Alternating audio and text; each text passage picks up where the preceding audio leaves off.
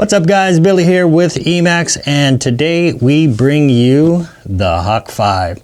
Today we're going to do a quick unboxing, show you guys what's inside, what makes it tick, and we'll also do a quick video on how to set it up and just how easy that is. So let's get started. First thing you're going to notice when you open up the box, as usual, you get all your manuals.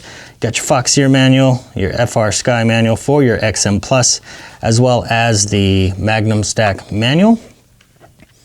So we'll start off with the most important object in the box, and that is the Hawk 5. There she is in all her glory. And in the box with it, you get your camera controller. You get some spare parts, some zip ties. You get two pagodas. Now these are left-handed pagodas, so the reason why you get two is a lot of guys don't have left-handed antennas. So we got one for the drone and we got one for your goggles. That way you guys are all set for left-hand operation. You also in the box get one spare arm, just in case you have that crash, which we all do. In the box also you get your SMA connector, so you have SMA to UFL. And you get two battery straps. Also in the box, you get two sets, that's right, two sets of the Avon Flow propeller. So let's go ahead and take a closer look now at our star pupil here. So first thing you're going to notice is the carbon fiber. The carbon fiber that we use on this quad is a 3K twill. Aerospace grade carbon fiber. The arm thickness on these guys, I believe it's a 4.5 millimeter. It is a stretched X frame, and we're looking at about 210 millimeters. That's from center hole to center hole. So again, 210 millimeter stretch X frame. At the heart of the Hawk 5 is our F4 Magnum stack. So you have a stackable F4 omnibus flight controller. You also have the 30 amp 4-in-1 D-Shot 600 capable 4-in-1 ESC. On top of the flight controller, you have the 25 milliwatt and 200 milliwatt capable VTX. It is a 48 channel VTX. Out of the box, it does come with the dipole antenna. But again, you do have the option to run the SMA, which would let you run your circular polarized antennas. Now, all of this, oops, before I forget, you also get on that top deck the XM Plus, which is an FR Sky receiver. So this thing out of the box will bind with your Taranis, your QX7, and other FR Sky radios. And again, all of this is floating on some rubber dampeners down here, which is integrated into the frame. That's going to help reduce the vibrations, if there are any, from reaching your flight controller.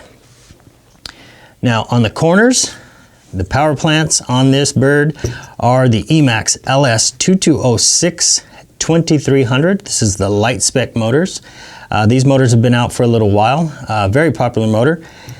This motor coupled with the Avon Flow is a great combo. It's a good combination of both speed, power, and efficiency. So that's why we spec'd out this quad with this setup. Now, one thing I want to show you guys as well is there is an option to make your Hawk 5 look a little more racier. Popular right now on the market are these pod style designs. Now this one is printed for us by Phoenix 3D Solutions. It is a nylon material, so it's not TPU, so it's a little bit more stiffer. These will be available on the EMAX website as soon as this video is released. So if you want to change up your Hawk 5, you can. So that's really the basics of what you get with the Hawk 5. Hang tight, we'll go over a quick basic setup on this and how easy it is to get you flying. Okay, so the first thing you're going to want to do when setting up your Hawk 5 is you will want to bind your receiver to your transmitter. Now in this case we have the XM Plus receiver already mounted in there. So if you plan on running, say, a Spectrum or Futaba radio, you will need to remove the receiver that comes with your Hawk 5 and install the appropriate receiver for your radio. In this particular situation, we'll leave the XM Plus in there because that is what I fly with. And so what you want to do is remove the top plate so that we can get to the bind button on the XM Plus. So you'll need to go into your radio. And the first thing you want to do in your radio is make sure that you have the receiver set up for D16. So once we've made sure that our radio is on D16, we're going to come down to the bind, and by pressing enter, it's going to send the radio into the bind procedure. And then we come over to our XM Plus. Now, this does get a little tricky. If you have some help at home, maybe a friend that can help you out, but basically all you're going to do is press the link button on the XM Plus. See if I'm talented enough here. So while holding that in, I'm going to go ahead and try to attempt to plug in. So once I've done that, you're going to see the blinking red light with the addition of the green LED on the receiver, indicating we have a bind. So you're going to power cycle. You're going to turn off the quad. We'll come over here and silence the bind. Exit. So now, when we plug back into our Hawk 5, you'll now see the green LED on the receiver showing us that we have a successful bind. So we have now a link between our Tyrannus or whatever radio you are using and the Hawk 5. So the next step, we'll go ahead and grab our handy dandy computer. So you will need a computer to get all set up here. Slide this stuff out of the way. So you will need to have the latest Betaflight configurator downloaded on your computer, as you will have 3.2, I believe, already installed on the quad. So let's go ahead and verify that real quick here. So I'm connected to the computer. We're going to select connect. And as you'll see, the Betaflight version on the Hawk 5 is 3.2.2. So if you have an older version of Betaflight, it will send you a reminder saying, hey, the version that you have of Betaflight configurator is out of date. So if you need to, go ahead and update that. So the next thing you'll see once you're in Betaflight, normally with like a brand new board, you'll have to go into your ports, select the correct UART and all of that. With the Hawk 5, you don't need to do that. UART 1 is already selected for you. We also have in the setup menu, the configuration menu, with the Hawk 5, we've got your frequencies already set. And you'll also notice that we have serial-based receiver already selected and S-Bus. So that's all taken care of for you. So you can actually go on over to the receiver tab. And if you have your radio powered on, you'll see that the connection between your radio and the drone is there. By moving the sticks, you'll see the bars move. Now, out of the box, your channel mapping will be slightly different. I believe out of the box, you will have the FR Sky selected. But for my particular radio, that channel mapping is actually wrong. So I actually have to go to the Gropner setting so that when I move my yaw moves. When I move my throttle moves, and so on and so forth. Next thing you'll want to do is go ahead and make sure that your roll, pitch, and yaw at center, you're reading right at around 1500 microseconds.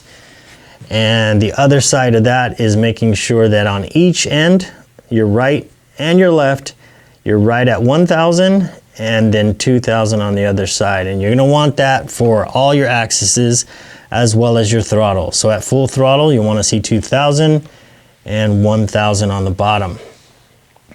One of the other things you'll need to do is also set up a switch. In this case, I have my aux1 set to this switch on my Tyrannus, and that's going to allow you to create your flight modes. And we'll go ahead and take a look at the modes page here next. So on the modes page, we have the arm range already set up, and out of the box you do have the angle range already set up. That's because at the factory these are test flown before they get put in the box and shipped out. So at the factory we use angle mode to test each quad so that we can make sure the accelerometer is working and other things like that. So if you are already at the level where you're flying in rate mode, you will want to come in and click the angle mode off right here in the top right corner. For more on how to set up angle mode and things like that, there's a lot of videos out there on how to use Betaflight in that way. I know a lot of pilots are starting out by skipping the angle mode and going straight into rate mode, which I didn't do when I started and I regretted it. But however you need to get started with the Hawk 5, that's completely up to you. That's the great thing with Betaflight. But again, plenty of videos on how to use all of that. So as you can see here, I have my arm switch. And so when I select my arm switch, it's going to put me all the way over into this yellow zone. That's showing me that when I pull my switch into the right position, that's going to go ahead and arm my quad. So my switch is set up. And one thing that I'm going to recommend doing, this is just kind of a personal safety thing. I like to go into the motors tab. And while in the motors tab, obviously you'll want to have your propellers removed from your quad. But in the motors tab, what you'll want to do is go ahead and spin up each individual motor. And that's basically to check the direction of each motor to make sure each one is spinning the correct way before we move any further. So to do that, what you'll do is you'll come over here and agree to the stipulation that you understand that there are risks inherent to spooling up the motors and that you do have the propellers removed. So I will click that I have that. I will then go ahead and power up the quad. It's going to go through its beep sequence, and now what you can do is go ahead and spool up each motor, or if you use the master control, you can spool up all four. I will just go ahead and start with motor 1 here. So we're going to spool up. You see that motor 1 is spinning. And with the way that the Hawk 5 is set up, all the motors should be spinning inwards towards the main body of the quad. So this motor should be spinning towards the inside. If I was looking at, say, motor 3, it should be spinning again towards the inside of the body. And so just by kind of lightly putting your fingers on here, you can feel that the motors are indeed spinning, or this particular motor is spinning clockwise. And so we'll move on to the next motor here. So we'll go to motor 2. And this one should be again spinning in towards the body. You can also use like a small piece of wire if you're having trouble feeling exactly which way the motor is. But just by lightly putting the motor on there, you'll see that the wire is kind of pushing this way, indicating that the motor is spinning the correct direction. And we'll go to motor 3. And motor 3 also doing the same thing, going the right direction. And lastly, motor 4, again, spinning towards the inside of the quad. And indeed it is. So all motors are spinning the right way, so we can exit the motor tab and actually turn this guy off. So that is pretty much the basic setup of the Hawk 5 as far as the radio and making sure that you have your switches assigned and things like that. Now keep in mind the Hawk 5 is tuned out of the box, so you won't need to mess with your PIDs right away. I would recommend going ahead and flying this PID setup because it has been tuned by one of our engineers here who's a great tuner. But you will need to set up your RC rate and your super rate. Now, what your RC rate and super rate are essentially just the way the quad is going to feel to your fingertips. So if you like a lot of authority on your quad so that when you move the stick just a little bit, it's moving exactly as much as you're moving, you'll want to run your RC rate on the higher side of the numbers. For example, I am what they call a pinch flyer, so I fly with my fingertips like this. And so for my style of flying, I run what is considered kind of on the higher side of rates. So my RC rate's going to be upwards of about 125 to 135 depending on the quad. My super rate, I will then use my super rate to kind of tune the extremities of the stick movement to give me the ultimate rotation, and that's what you're going to see here in the max velocity. That's the ultimate degree of rotation of your quad. I usually shoot for about 1042 on my quads. That's just kind of my happy spot, but that's a personal preference thing there. But other than that, like I mentioned, your PIDs are all tuned already for you. You might, if you're an advanced user, if you like a more tighter ship and you want it to feel a little more crisp, you can play with the Ps and kind of tighten that up if you need to. But other than that, you're pretty much set. And so the next step would be, we can go ahead and get the top back onto this quad. And you'll notice, obviously, the antennas are kind of still dangling. So we'll go over the antenna setup and the intended way that those were supposed to be mounted. Okay, so we got the top back on to your Hawk 5. The next thing we'll do is want to secure our antennas.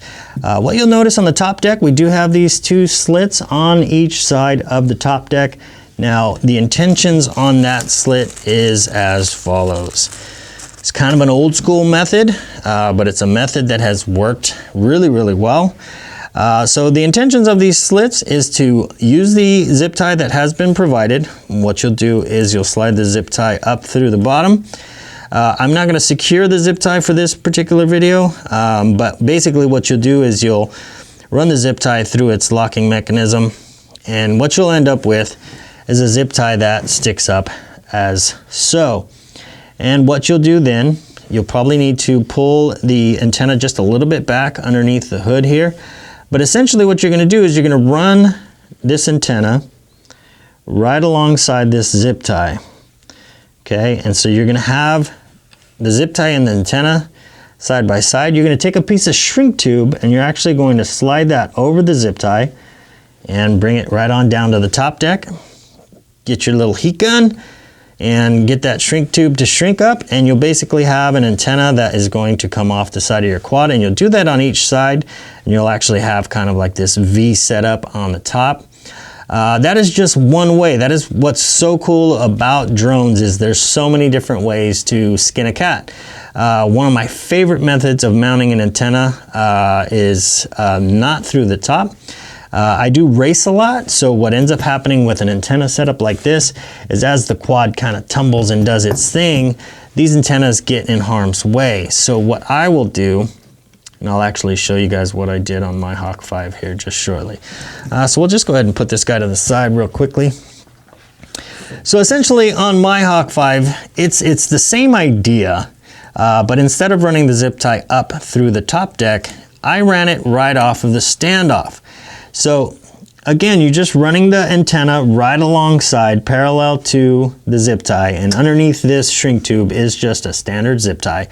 And so once you run that antenna right alongside that zip tie, you'll slide your heat shrink right on over and then just shrink that tubing down, and now your antennas are running parallel to the frame.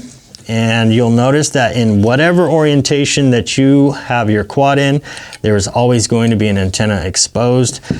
So again, this is just my way of setting up an antenna. It actually works really well, stays right out of the way of the props. And I don't think I've ever lost an antenna with this particular setup. But we'll go back to the original Hawk 5 and we'll go over the next step. So again, we have the zip tie set up. So the next thing you'll want to do is secure your linear antenna. Now, whether you decide to run the linear or if you go with the provided pagoda, Either way, you do want to secure this antenna down. Again, the crashing and the G-forces involved in flying drones, if you do not secure these things, they're going to get tangled up in the propeller and you'll need to buy new parts. So